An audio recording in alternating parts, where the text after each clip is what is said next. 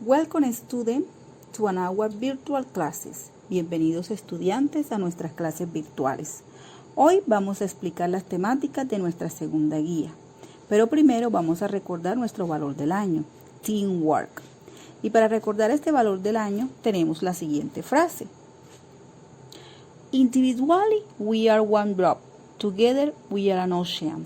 Individualmente somos una gota de agua, juntos somos un océano. Esto quiere decir que el trabajo en equipo nos facilita nuestras habilidades y así podemos alcanzar nuestras metas y logros propuestos para este año escolar. Entonces vamos a trabajar y a recordar nuestro valor del año siempre. En el día de hoy vamos a mencionar los temas que vamos a trabajar en nuestra segunda guía. The topics like and dislike. Me gusta y no me gusta. Los connector words, que son las palabras enlaces o palabras conectoras. Y los adverbs of frequency, los adverbios de frecuencia. Damos inicio con nuestro primer tema, like and dislike. We use like and dislike for express our preference. Usamos el verbo like and dislike para expresar nuestras preferencias o gusto.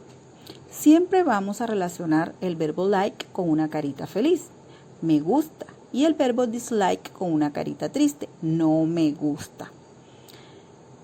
Cuando vamos a realizar oraciones con el verbo like and dislike, utilizamos the following structure. Utilizamos la siguiente estructura. Pronouns, verbs, like o dislike, plus complement. For example, miremos esa linda manzana. Como a mí me gusta, yo digo I like apples. Si miramos la banana y no me gusta, digo I dislike banana o I don't like banana. Ahora miremos el siguiente dibujo. Ella y tiene una carita feliz. She like the fish. Pero a ella no le gusta el pollo. She dislike the chicken. Ahora vamos a mirar otro ejemplo para afianzar esta temática. Ejemplo, he like golf o he dislike soccer. A él no le gusta el fútbol. They like English classes. A ellos les gusta la clase de inglés. O they dislike math classes. A ellos no les gusta la clase de inglés. I like the orange juice. O I dislike the banana juice. Entonces, recordemos que para expresar cuando nos gusta algo utilizamos el verbo like y cuando no nos gusta algo utilizamos el verbo dislike. Podemos seguir practicando esta temática investigando en libros o consultando en páginas de internet. Para continuar con nuestra temática vamos a hablar de los connector words. You use the connector word for enjoy concept or statements.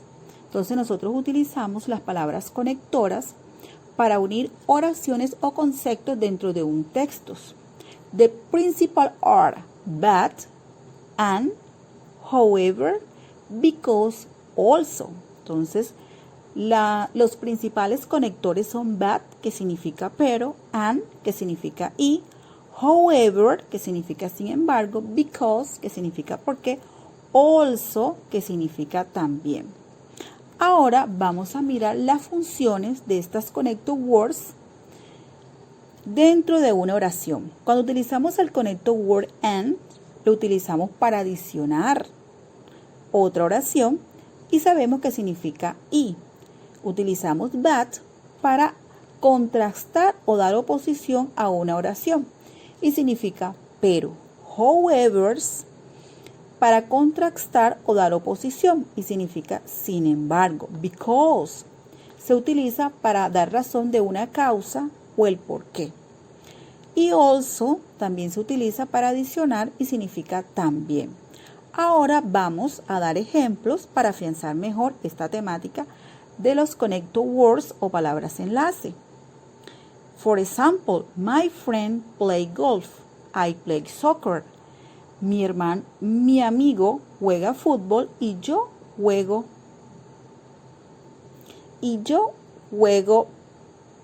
golf. Entonces miramos que estamos adicionando dos oraciones. La estamos uniendo con la Connected Words and. Miremos otro ejemplo. I stayed at home yesterday, but my mother went to the party. Yo estuve en casa ayer, pero mi mamá fue a la fiesta. Estamos contrastando dos oraciones. Mientras yo estuve en casa, mi mamá se fue a una fiesta. Miremos otro ejemplo utilizando la Connected Word however. He likes football, however he doesn't like tennis. A él le gusta el fútbol, sin embargo, no le gusta el tenis. Estamos contrastando dos oraciones. He went to the match because he liked the football. Él fue al partido porque le gusta el fútbol. Sí, estamos dando una razón por la cual él fue al partido. They study the English exam, also they study the math exam. Entonces, ellos estudian el examen de inglés y también estudian el examen de matemática. Entonces, como les dije, sirve para adicionar otra oración. Las Connected Word es muy fácil de utilizar. Simplemente debemos que analizar su función para poderlas utilizar de forma correcta dentro de un texto. Entonces, podemos seguir practicando estas temáticas, consultando o practicando en nuestros temas, este tema en los libros guías. Continuamos con otro tema que son los adverbs, ¿verdad? Que son los adverbios, pero esta vez vamos a trabajar los frequency, los adverbios de frecuencia.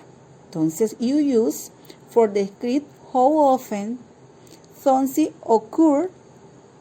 O sea, que utilizamos los adverbios de frecuencia para decir con qué frecuencia nosotros hacemos las cosas. Y los principales son: the principal are always, usually, generally, often, sometimes, seldom, never. Always significa siempre. Usually, usualmente. Generally, generalmente. Often, frecuentemente. Sometimes, algunas veces. Seldom, rara vez. Never, nunca. For example, I always study after the class. Yo siempre estudio después de las clases. I usually walk to work. Yo usualmente camino para ir al trabajo. Generally, I generally get good marks. Yo siempre obtengo buenos puntos. Often, I often read in the bed at night. Yo siempre leo antes de acostarme en la cama. I sometimes sing in the shower. Algunas veces yo canto en el baño. I seldom put salt on my food. Yo rara vez coloco sal en la comida. I never eat vegetables. Yo nunca como vegetales. Entonces, miren que los adverbios de frecuencia nos indican las veces que nosotros realizamos una actividad. Es importante tener en cuenta la estructura para utilizar los adverbios de frecuencia. Cuando nosotros utilizamos los adverbios de frecuencia con verbos diferentes al to be, utilizamos la siguiente estructura: pronouns, frequency adverbs, verbs y complement. ¿Yes? Entonces, siempre que utilizamos el adverbio de frecuencia con verbos diferentes al to be, siempre se coloca el pronombre del sujeto, el adverbio de frecuencia, el verbo principal y el complemento. Vamos a mirarlo en los siguientes ejemplos. Mary always goes to the church on Sunday. María siempre va a la iglesia los domingos. Si ustedes miran, el verbo principal es goes. Y el adverbio de frecuencia está ubicado antes del verbo principal, always. Miremos otro ejemplo. I sometimes eat hot dog. Yo algunas veces como perro caliente. El verbo principal es eat y el que está antes es el adverbio de frecuencia, sometimes. He never listened romantic music. Él nunca escucha música romántica. Listen is the principal verb. Listen es el verbo principal, never es el adverbio de frecuencia.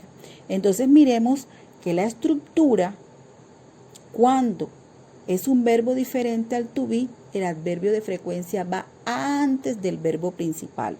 Entonces, mis hijos, esa estructura tenemos que grabárnoslas. Pero cuando trabajamos con los adverbios de frecuencia y el verbo to be, la estructura cambia totalmente. Miren cuál es the structure with the verb to be. Miremos la estructura cuando vamos a trabajar con el verbo to be. Pronouns, verb to be, frequency adverb and complement. Entonces miren que cuando trabajamos con el verbo to be, el adverbio de frecuencia se ubica después del verbo to be. Miremos un ejemplo. My sister is always at home. Mi hermana siempre está en casa, pero como estamos utilizando el verbo to be como verbo principal, el adverbio de frecuencia se ubica después del verbo to be. They are never in class. Ellos nunca están en clase. Entonces miren la posición donde se encuentra el adverbio de frecuencia. I sometimes lovely. Yo algunas veces soy amorosa. Entonces miren que el adverbio de frecuencia se ubicó después del verbo to be. Entonces, mis hijos, estas temáticas que vamos a trabajar en la segunda guía son muy importantes, ¿verdad? Practicarlas todos los días, mirar el video para afianzar las temáticas y de esta forma trabajar los talleres que vamos a realizar en la segunda guía. Entonces, los invito a practicar, a revisar el video para poder realizar las actividades. Y les recordamos pues la rúbrica de evaluación que vamos a tener para la segunda guía. ¿Qué aspecto vamos a evaluar? Vamos a evaluar otra vez la presentación del trabajo, la interacción del estudiante con el docente, el desarrollo del indicador del saber, hacer y ser, que se van a desarrollar en las diferentes actividades de los textos guías y la plataforma SIM. Entonces, con esto finalizamos nuestra explicación de la segunda guía. Les deseamos éxitos en este maravilloso mundo del aprender y nos despedimos. Bye. Thank you. See you soon.